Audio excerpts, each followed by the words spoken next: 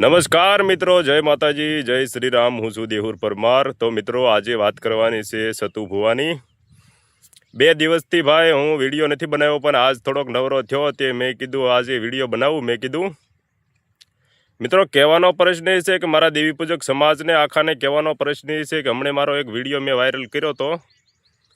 એમાં મેં કીધું હતું કે ભાઈ હું તો દેહુર પરમાર ને દેહુર વાઘરી બોલું એમ, પણ એટલે એ કહેવાનો પ્રશ્ન તેટલો હતો કે દીપકભાઈ એમ કહેતા કે તમે બધા વાઘરી જોવો, અમે દેવી પૂજક છીએ. તો ભાઈ દેવી પૂજક નહીં, અત્યારે તમે જોવો છો કે સતુ ભુવા એમ કહે છે કે જહલા વાઘરીની મેલડી. તો વાઘરીમાં તો ભાઈ આપણો આખો સમાજ આવી ગયો ભાઈ, એમાં તો ક્યાંક ખોટું નથી.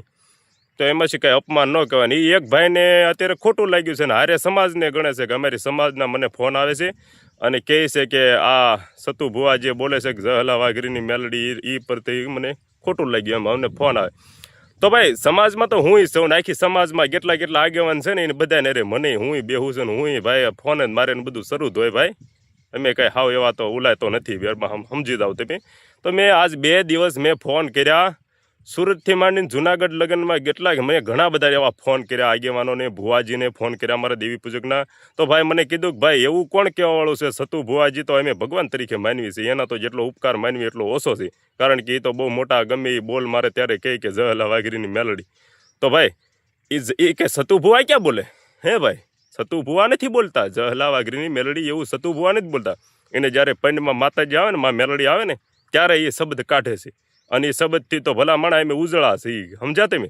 તો મેં કીધું આ આટલા બધા અમારા દેવી પૂજકના ભાઈઓ કહે છે કે દેવુરભાઈ અમે તમારે હારે, અને આ વાતનો ખોટો વિરોધ કરે છે એ ભાઈ, તો આ વાતનું ખોટું છે. અને ભાઈ એ માણા ભાઈ ફેમસ થવા કરે છે.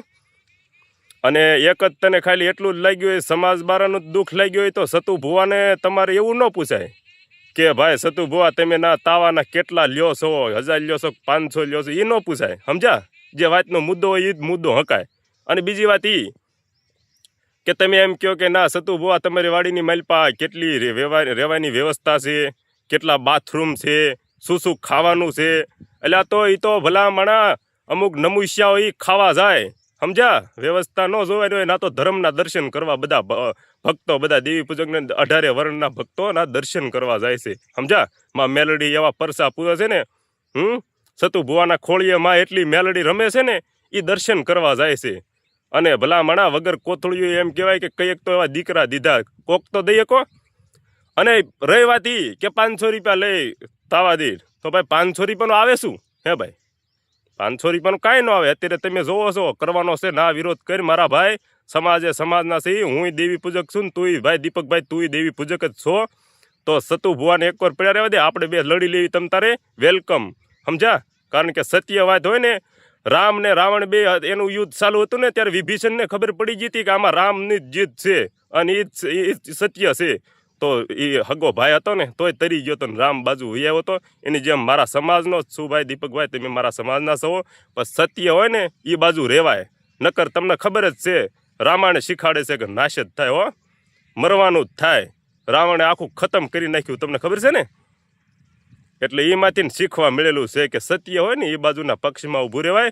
બાકી તમે એમ કહો કે સતુ ભુવા છે એ તુકારો બોલાવે, તુકારો તો સાંભળો ભાઈ, હું કહું આપણા સમાજમાં જેટલા કલાકારો છે એ તુકારો કેમ કરે છે એ હું તમને દેખાડી દઉં.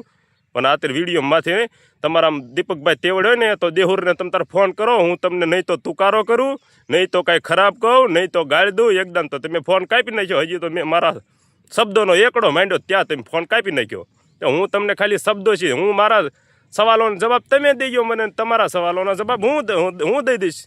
હે તો કહેવાનો મરતો એ છે કે અત્યારે સતુ ભુવા છે ને એના તો ભલા માણા રાતને દી આપણે ફૂલના હાર લાખો પહેરાવીને તો એનું સન્માન ન પૂરું થાય એવું એમને કામ કર્યું છે ને, એવું મારા સમાજ વિશે એમને કર્યું છે. કોઈ એનું અપમાન નથી. અને તમને અપમાન લાગતું હોય ને, અને માં મેલડીને તે મોર જહલા વાઘરી કે ગમે એ નાનું બાળ જ લાગે, એને કાંઈ મોટું ન હોય. માં તો તુકારો જ કરે. હે ભાઈ, માં તો તુકારો જ કરે ગમે એને.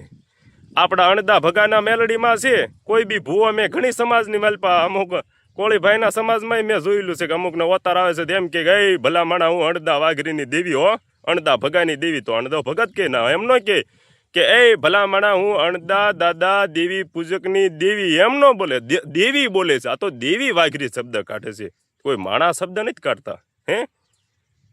કહેવાનો આપણા જે અત્યારે ઘણા બધા હિરિયા લાસુની દેવી છે, તો એ હિરિયા લાસુની દેવી આમ આપણા કલાકાર નથી કહેતા ભાઈ, હિરિયો જ કે એને કોઈ હિરિયા દાદા દેવી પૂજકની દેવી ન કે. અને જેટલો ધર્મ તો છે ને તુકારો જ કરે, એને જ ધર્મ કહેવાય ને એને જ અવતાર કહેવાય.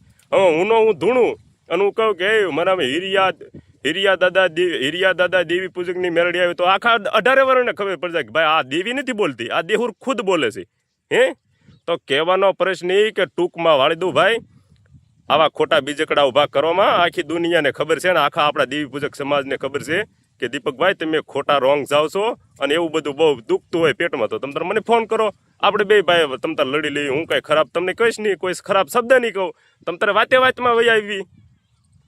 અડધી કલાકનું રેકોર્ડિંગ બનાવી હામાં બે બાકા શીખી બોલાવી ભાઈ, અને પછી સમાજની આપણી દુનિયાને દેવી 18 વર્ષની મારી પાસે મેકો તમે તમારી યુટ્યુબમાં, હું મારી યુટ્યુબમાં જ નહીં ચડાવું. અને પછી એની મારી પાસે કોમેન્ટ વાંચજો કે દેવર પરથી સારી કોમેન્ટ આવે છે કે તમારી પરથી.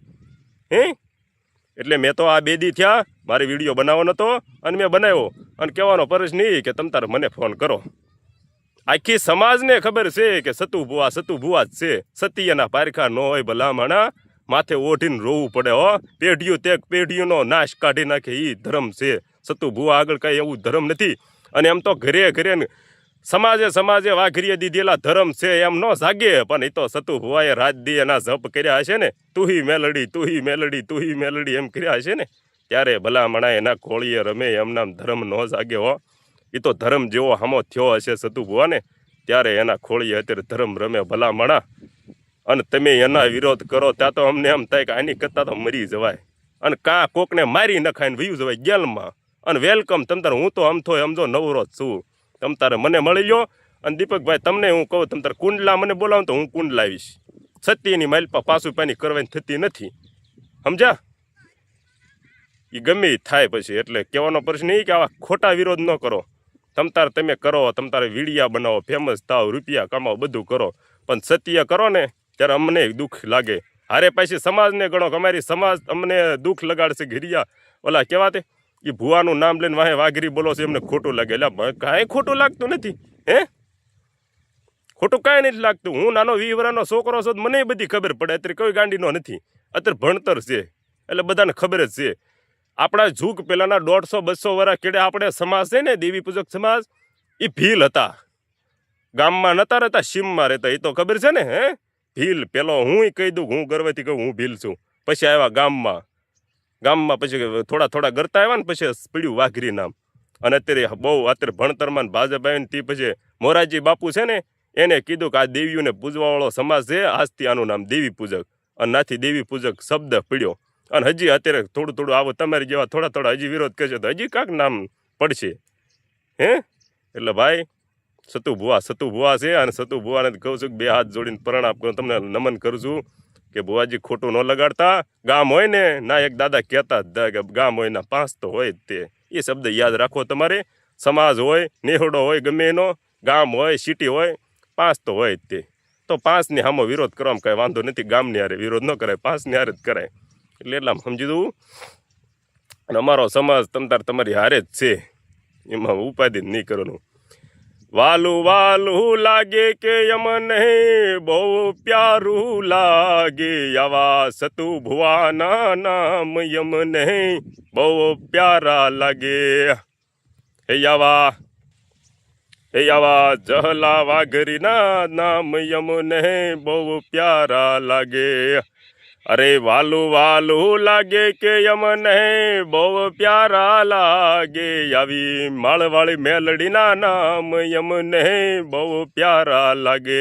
જય મા મેલડી, જય માતાજી. દીપકભાઈ મને ફોન કરજો, વેલકમ, જય માતાજી.